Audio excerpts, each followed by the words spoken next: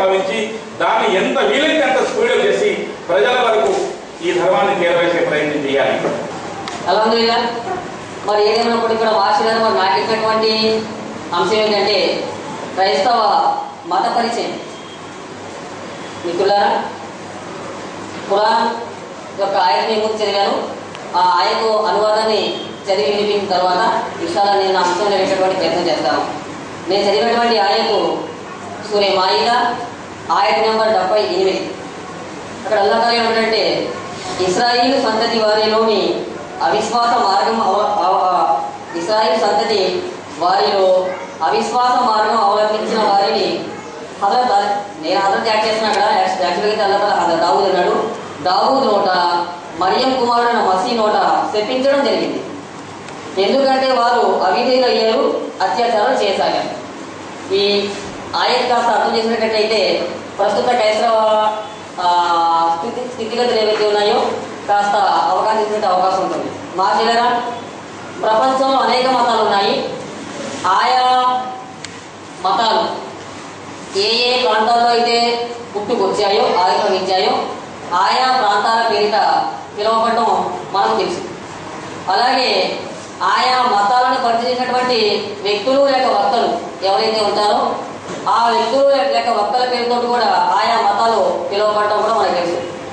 మహాశైలారా, అదేవిధంగా ప్రస్తుతం నా అంశం అనగా క్రైస్తవ మత పరిచయం అనేటటువంటి ఈ క్రైస్తవ మతానికి సంబంధించి మహాశైలారా, ఇది 2011 అంటే 2100 సంవత్సరాలకు పూర్వం హజరత్ ఈసా అలైహిస్సలాం వారు ఆనాడు ఇచ్చినటువంటి సువార్త లేక దైవ సందేశం అనేది ఏదైతే ఉందో ఆ సందేశంలోని కొంత భాగము ప్రపంచంలో కూడా ఇప్పుడు కూడా అక్కడక్కడ ఉంది.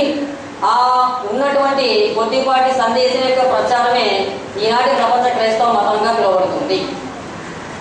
ఈ విధంగా మార్చేగారా, దైవ ప్రవక్త ఈసా అలైహిస్సలాం ఇచ్చినటువంటి దైవ సందేశం మొత్తం కాదు, ఆ మొత్తంలో కొంత భాగం మాత్రమే ఈనాటి ప్రపంచ క్రైస్తవంలో ఉంది.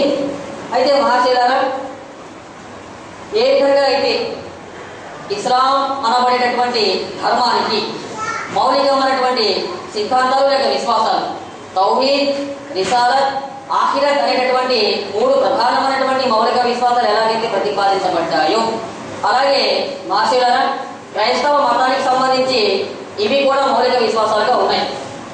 వాటిలో కూడా ఏంటంటే క్రైస్తవ సమాజంలో కూడా లేక క్రైస్తవ మతంలో కూడా తౌహీద్ ఉంది, అలాగే రిసాలత్ ఉంది, క్రైస్తవంలో ఆఖిరత్ కూడా ఉంది. అంటే ఇస్లాం ధర్మంలో తౌహీద్, క్రిస్టియానిటీలో కూడా తౌహీద్, క్రైస్తవ మతంలో రిసాలత్, ఇస్లాంలో కూడా రిసాలత్. అక్కడ ఆఖిరత్ ఉంది, ఇక్కడ ఆఖిరత్ ఉంది. అయితే సమాంతరమైనటువంటి ఈ విషయాలు యాదికి 2 గ్రంథాలు లేక 2 మతాల్లో కూడా ప్రస్తావన సమానంగా ఉందంటే లేదని చెప్పవచ్చు. ఎందుకంటే క్రైస్తవం కూడా తౌహీద్ని ఒకంత యాక్సెప్ట్ చేస్తుంది. దేవుడు ఒక్కడే అని అనడం మనకు తెలుసు. ఒక్కడే అనేటటువంటి ఆ నోటితోనే మరో కోణం ఏమంటారంటే దేవుడు త్రిత్వమై ఉన్నాడంట. మనకు తెలుసు ఆ విషయం. తండ్రి, కుమార, పరిశుద్ధాత్మ అంటే ట్రినిటీ కాన్సెప్ట్. దేవుడు ఒక్కడు అనేది తౌహీద్ యొక్క ప్రధాన విషయం. ఆ విషయాన్ని ఇక్కడ ఒప్పుకుంటుంది వారేమంటారంటే దేవుడు ఒక్కడే కానీ త్రిత్వమై ఉన్నాడు అంటే తండ్రి, కుమార, పరిశుద్ధాత్మ అనేటువంటి ఈ దైవత్వము, ఏకదైవత్వం సిద్ధాంతం, భావన అనేది ఏదైతే ఉందో దాన్ని 3 ముక్కలుగా చేస్తూ నమ్మడం, ప్రచారం చేయడమే క్రిస్టియానిటీలో ఉండేటటువంటి తౌహీద్ యొక్క ప్రధాన ఉద్దేశం. ఆ తర్వాత మార్చేయారా రిసాలత్.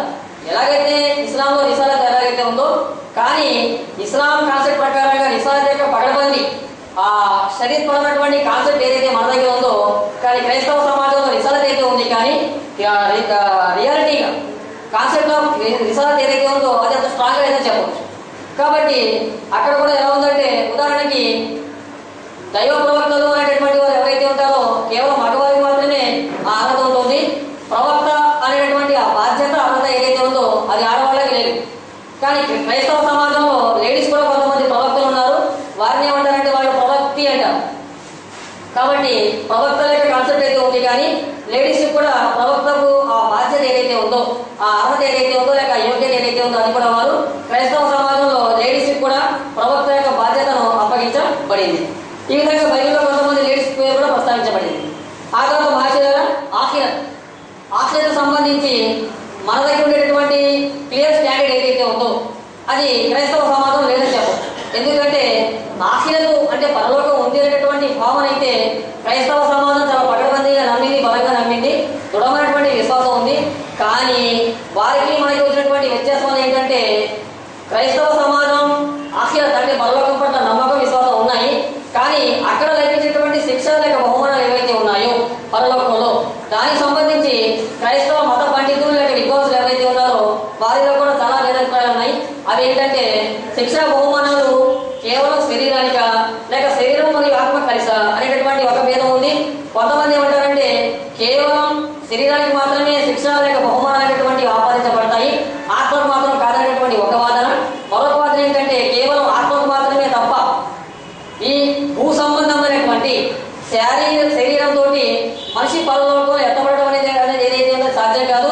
ఎందుకంటే ప్రసంగి అనేటువంటి పత్రికలో ఒక విషయం రాయబడింది, మన్నైనది వెలుగడి వరే మన్నైపోతుంది అనేటువంటి ఒక వాక్యం ఉంది. కాబట్టి ఈ భౌతికమైనటువంటి దేహము శరీరం ఏదైతే ఉందో వాడి చనిపోతుంది ఎక్కడే వారు తప్పెట్టడం కాదని వేదన అయిపోతుంది, కానీ ఎక్కడే నాశనం అయిపోతుంది. దాని ప్రకారంగా ఆశ్రయించినటువంటి ఆ వ్యవస్థ ఏదైతే ఉందో అక్కడ మనిషి భౌతికమైనటువంటి ఈ దేహంతో అక్కడ పర్లేదు. కాబట్టి కేవలం ఆత్మకు మాత్రమే శిక్ష లేక బహుమానాలు అనేటువంటి ఒక ఆశ్రయ పట్ల విశ్వాసం అది. కాబట్టి తౌహీద్ ఉంది క్రైస్తవ సమాజంలో, రిసాలత్ ఉంది క్రైస్తవ సమాజంలో, ఆఖిరత్ ఉంది క్రైస్తవ సమాజంలో, ఈ విధంగా. కానీ కాన్సెప్ట్ ఆఫ్ తౌహీద్ ఏదైతే ఉందో, కాన్సెప్ట్ ఆఫ్ రిసాలత్ ఏదైతే ఉందో అది రియాలిటీ లేదు అనేటటువంటి విషయాన్ని ఇక్కడ మనం గ్రహించాలి. ఆ తర్వాత మహాశైలరా ప్రస్తుతం మనం చూసేటటువంటి క్రైస్తవ సమాజం ఏదైతే ఉందో దీన్ని రెండు భాగాలుగా విభజించే అవకాశం ఉంటుంది. అది ఒకటి ఏమిటంటే క్రిస్టియానిటీలో రెండు వర్గాలు, ఒకటి ఆసియం అంటే రోమన్ క్యాథలిక్ వ్యవస్థ, రెండవది ప్రొటెస్టెంట్ వ్యవస్థ. ఇవి రెండు వర్గాలుగా ప్రపంచ క్రైస్తవ సమాజాన్ని మనం రెండు భాగాలుగా చూసేటటువంటి అవకాశం ఉంది. అయితే ఇవి రెండు వర్గాలు కూడా ప్రధానంగా ప్రారంభం నుండి ఉన్నాయి అంటే లేదని చెప్పవచ్చు. ఎందుకంటే దానికి పురాణాలు కూడా ఒక సాక్ష్యం చెప్తుంది. అంటే ప్రొటెస్టెంట్లు, క్యాథలిక్లు ఈ రెండు వర్గాలకు మధ్య అంటే ఈ రెండు వర్గాల్లో ఏది ముందు ఉంది అనేటటువంటి విషయానికి వస్తే క్యాథలిక్ వ్యవస్థే ముందు ఉంది. ఎందుకంటే పురాణంలో మాయిదా బహుశా ఆయన నెంబర్ 166 కోట లేక 116 17 ఉంది. అక్కడ అలా ఏంటంటే అది ఈసా ఇస్లాంతో మాట్లాడుతూ ఉంటాడు, ఓ ఈసా నిన్ను నీ తల్లిని ఆరాధించమని ప్రజలకు బోధించావా అంటే వల్ల నువ్వు అత్యంత పరిశుద్ధుడవు, కాబట్టి ఏ విషయం అయితే నేను నా నోట చెప్పలేదు అది ఆ విషయం నాకు తెలియదు, నేను చెప్పలేదు. ఒకవేళ నేను అలా చెప్పుంటే నీకు ఆ విషయం తెలిసేది. కాబట్టి వల్ల నువ్వు నన్ను ఎత్తుకున్న తర్వాత ప్రపంచంలో వీళ్ళు కల్పించినటువంటి సిద్ధాంతానికి నాకు సంబంధం లేదంటారు. కాబట్టి దైవ ప్రవక్త అది ఈసా ఇస్లాం వారి అనంతరమే క్యాథలిక్ వ్యవస్థ పుట్టుకొచ్చిందనేటటువంటి విషయం మనకు తెలుస్తుంది. ఈ విధంగా క్రైస్తవ సమాజం ఏమంటుందంటే చరిత్రను పరిశీలిస్తే సుమారు క్రీస్తు శకం 90 నుండి అదే క్రీస్తు శకం 120 వరకు అంటే దాదాపు 30-40 సంవత్సరాల వ్యవధి ఏదైతే ఉందో క్రైస్తవ సమాజంలో రోమన్ క్యాథలిక్ వ్యవస్థ చాలా బలంగా ఉంది. వారు ఆ విధంగా మతాచారాలను అవలంబిస్తూ ముందుకు వెళ్ళిపోయారు.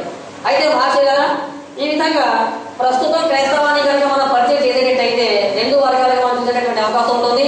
క్రైస్తవ సమాజంలో ఒక వ్యవస్థ ఏంటంటే రోమన్ క్యాథలిక్ ఆసియన్ వ్యవస్థ, రెండోది ప్రొటెస్టెంట్ వ్యవస్థ. మహాశైలారా ఈ విధంగా ఒక వర్గం మరో వర్గంగా విభజించబడటానికి కారణాలు ఏమున్నాయంటే అనేకం ఉన్నాయి. కానీ చెప్పేటటువంటి అవకాశం అంత టైం కూడా లేదు. కాబట్టి కేవలం కొన్ని విషయాలు మాత్రమే ఇక్కడ చెప్పేటటువంటి ప్రయత్నం చేస్తాను. అంటే ఆసియం రోమన్ క్యాథలిక్ వ్యవస్థ నుండి ప్రొటెస్టెంట్ అనేటటువంటి ఒక ప్రత్యేకమైనటువంటి వర్గం ఏర్పడటానికి ప్రధాన కారకులు ఎవరంటే ఆనాటి క్యాథలిక్ వ్యవస్థే తప్ప